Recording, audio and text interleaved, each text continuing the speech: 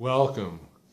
Today's video is a brief summary of an article I wrote for MarketWatch.com entitled Why Your Financial Advisor Should Be a Fiduciary.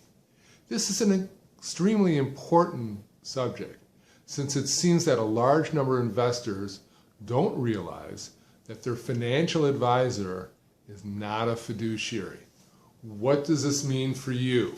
It means that your advisor may not always place your interests ahead of his own. Number two, it means that they may have conflicts of interest that influence the advice he gives.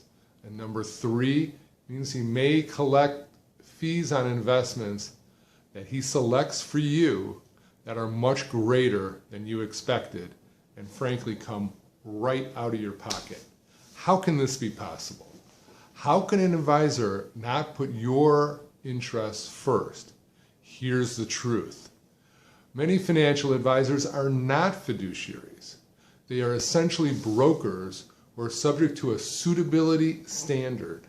With suitability, the SEC says the financial advisor must have a reasonable basis for believing that the recommendations are suitable for you. This is a much lower standard than being a fiduciary, which demands that the advisor place his client's interests, that's important, place his client's interests ahead of his own. Doesn't sound like a big difference, huh? Well, let's go through an example because it's huge.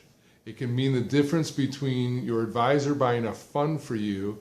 Let's say you have $1 million, invests a fund at 6% commission in which he instantly pockets $60,000 versus buying a fund for you that would accomplish the same objective with no commission. 60,000 commission, nothing. Big difference, especially because it comes right out of your pocket. Now it's a big difference, right? Is that really prevalent? Is this common? Answer is yes. According to a FINRA study, 88% of investment advisor representatives are also registered as brokers. That means they can serve as a fiduciary on one transaction, typically a no commission fund, and a broker on another transaction, usually a commission product.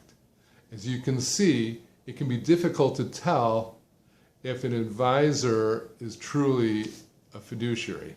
Which ones are, which ones aren't. So do your homework. Ask your advisor, do you always act according to a fiduciary standard? Are you legally bound to act in my best interests? But go beyond that. Look at the advisor's documents.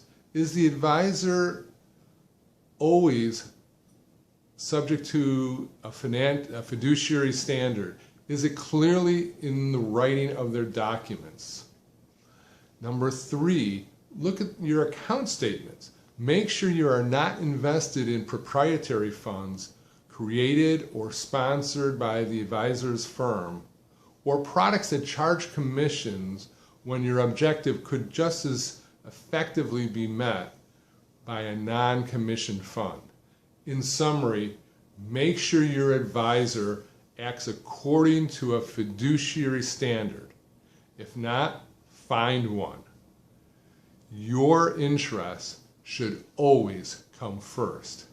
There's much more in the article, so please read it either at MarketWatch.com or at my firm's website, www.discipline-investment.com. Thanks for watching, and we'll see you soon. Bye-bye.